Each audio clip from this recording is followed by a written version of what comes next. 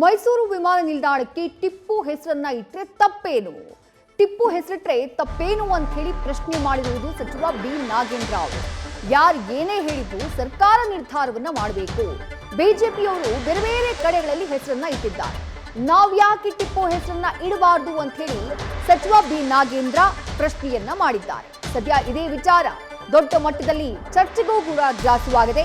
ಇದೇ ಸಂದರ್ಭದಲ್ಲಿ ಸಚಿವ ಬಿ ನಾಗೇಂದ್ರ ಅವರು ಇಟ್ರೆ ತಪ್ಪೇನು ಅನ್ನುವಂಥ ಪ್ರಶ್ನೆಯನ್ನ ಮಾಡಿದ್ದಾರೆ.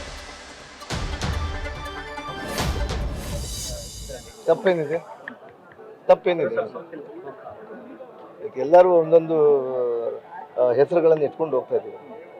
ಟಿಪ್ಪು ನಮ್ಮ ರಾಜ್ಯಕ್ಕೆ ಕೊಡುಗೆ ಕೊಟ್ಟಿರುವಂಥದ್ದು, ಬ್ರಿಟಿಷರ ವಿರುದ್ಧ ಯುದ್ಧ ಮಾಡಿರುವಂಥದ್ದು ಎಲ್ಲ ಪ್ರಕರಣಗಳಿದ್ದಾವೆ. ಅದರಲ್ಲಿ ತಪ್ಪಿಲ್ಲ. ಅದರಲ್ಲಿ ಅವರ ಭಾವನೆಯನ್ನು ಹೇಳಿದ್ದಾರೆ. ಅದು ಸರ್ಕಾರ ಪರಿಗಣಿಸ್ಬೇಕಾ ಬೇಡ ಅನ್ನೋದನ್ನು ಅವ್ರು ನೋಡ್ತಾರೆ. ತಪ್ಪೇನಿದೆ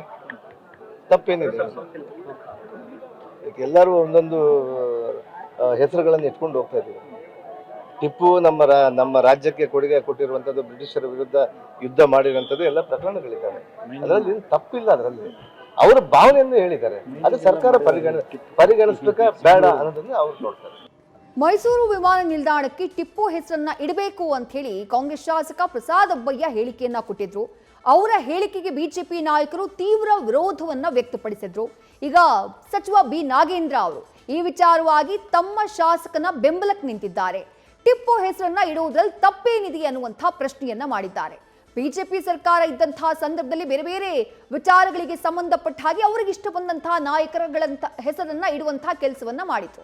ಹಾಗಿರುವಾಗ ಮೈಸೂರು ವಿಮಾನ ನಿಲ್ದಾಣಕ್ಕೆ ಟಿಪ್ಪು ಸುಲ್ತಾನ್ ಅವರನ್ನ ಹೆಸರಿಟ್ರೆ ತಪ್ಪೇನು?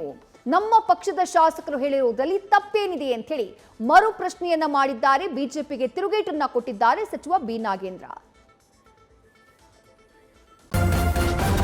ನ್ಯೂಸ್ ಫಸ್ಟ್ ನಿರ್ಭೀತಿಯಿಂದ ನಿಮ್ಮ ಪರವಾಗಿ.